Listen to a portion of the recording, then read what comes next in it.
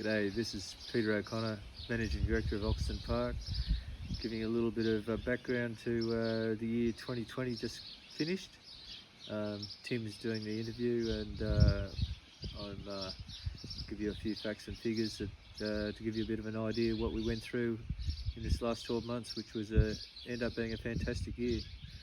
Everyone else will tell you it was a terrible year because of COVID, but we managed to avoid most of the impact of COVID on the farm, and commodity prices have held up, which we were particularly worried about at the start of the year because we didn't know how COVID was going to affect it.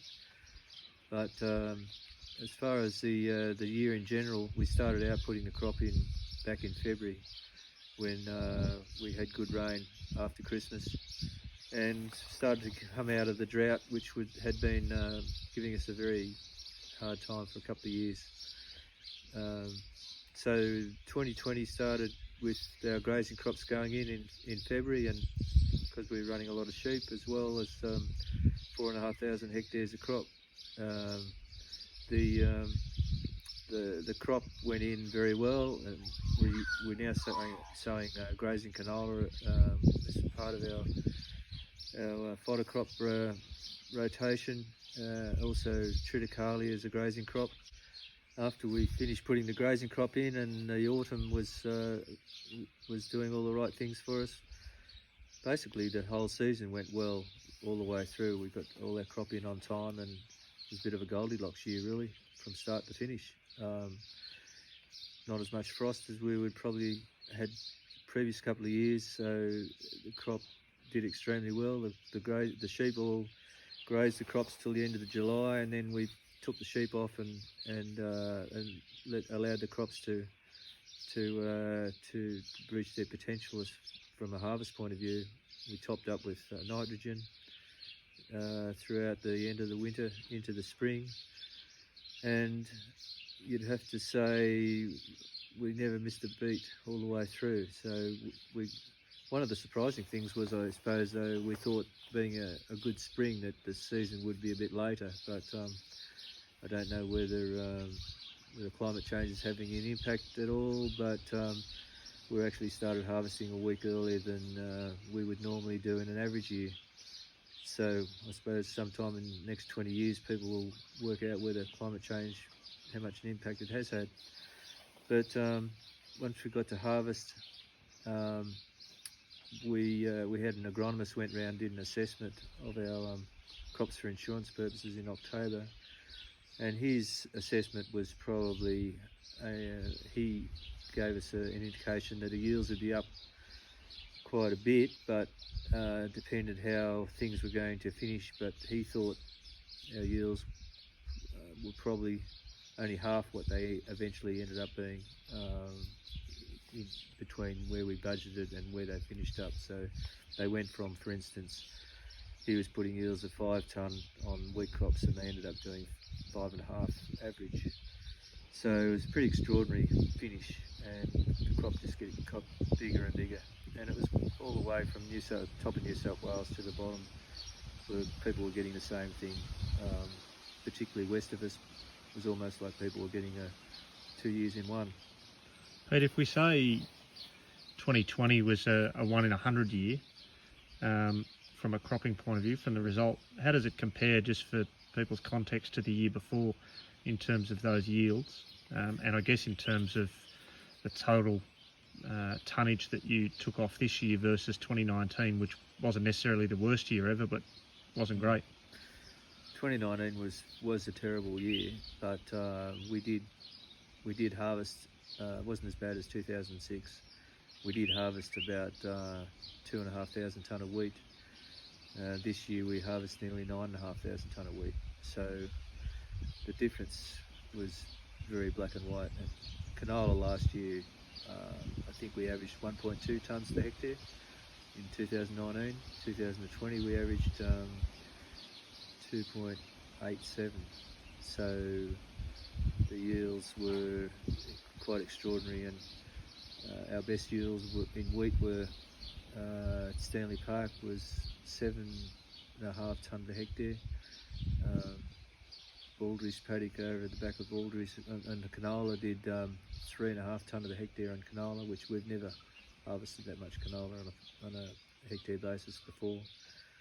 So, and the oil contents were good. We averaged 44 on the oil. Our proteins were low on our wheat, which is not, which was a little bit surprising, but our average wheat protein was, or grade was APW, whereas generally we'd be H2. So, and just the general run of harvest, we were worried about getting weather impacting on our grade quality, but we had a few showers and the odd little storm about, but really didn't affect us very much at all. And we were pretty much all done on the week before Christmas, which in a record harvest is extraordinary in itself, because we would generally be, in the old days, we'd be going into January, probably into the second week of January. I think the difference is we managed to harvest very well. We've got a very experienced team, and we brought extra headers in early. A lot of other places couldn't get headers. We were well organised, and we had 6 headers running for quite a period of time. 14 trucks to cart the grain when we had those 6 headers. I know our best day, the day we would have broken all the records, we got knocked off with rain, but we had harvested nearly 1,000 tonne by lunchtime. So we were chatting last night, Pete, we reckon somewhere in the order of 600 truckloads of grain left the farm over that time? Yeah, that would be right. Probably we harvested about 15,000 tonne in total. Probably 1,000 tonne would have been into the shed and back out again, so there's probably nearly 17,000 tonne of truck movement, which kept the boys very busy. We had our main trucks. We had 3 trucks of our own, and Nigel with his farm truck. So we had 4 trucks that were constantly, and then we would bring other trucks in to give us a hand when we needed it. So there's a lot of truckloads, and the headers were filling every 20 minutes. So there was a truck had to be in the paddock and gone. The next one had to turn up. So there was a lot of movements, and not only that, you have to basically a time management thing with the trucks, making sure you get them back from the silos in time to pick up the next one, or you send them to our shed on the farm and tip off when you're a bit worried about getting a truck back. So the main thing is the headers don't stop. Yeah, and we'd also talked about in the media this year around China and issues on trading, but you were saying it hasn't affected at this stage, hasn't affected any demand for wheat, and obviously looking at what's going on elsewhere around the world, but touch wood and fingers crossed. I think you said maybe about 1,000 tonne left to sell, is that right? That's right.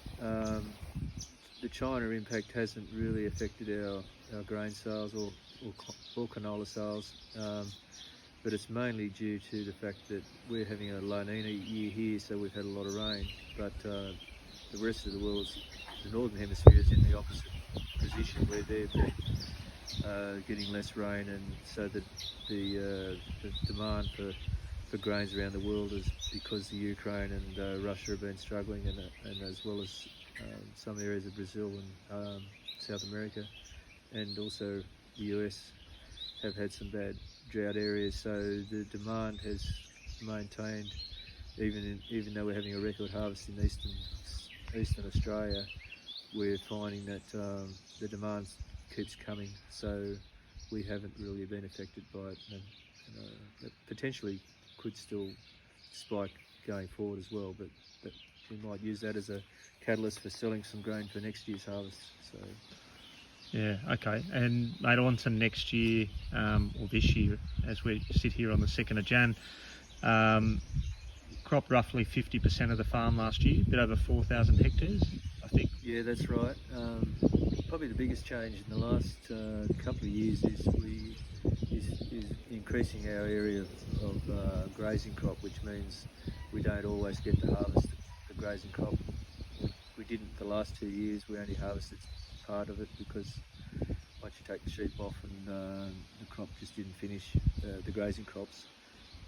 But this year we got the double bunga, where we got the value of the grazing off the crops and then locked them up and got the grain as well. So it was extraordinary as far as that goes. But yeah, the total area is still around that 4,500 hectares, but it's a bit more focused on finishing the sheep through the winter as well. Okay, and so any bold predictions for 2021? Mate, the La Nina continues, so we should have, you look around now, places got plenty of feed. How do you see that playing through into cropping for 2021? Well, our strategy at this stage will be to finish carting the wheat that we've only got and sell the wheat that we've got left on the farm, which is only about 1,000 tonne, and then get our grazing crops organised, and they start basically anywhere from the middle of February. So we actually haven't got very much time to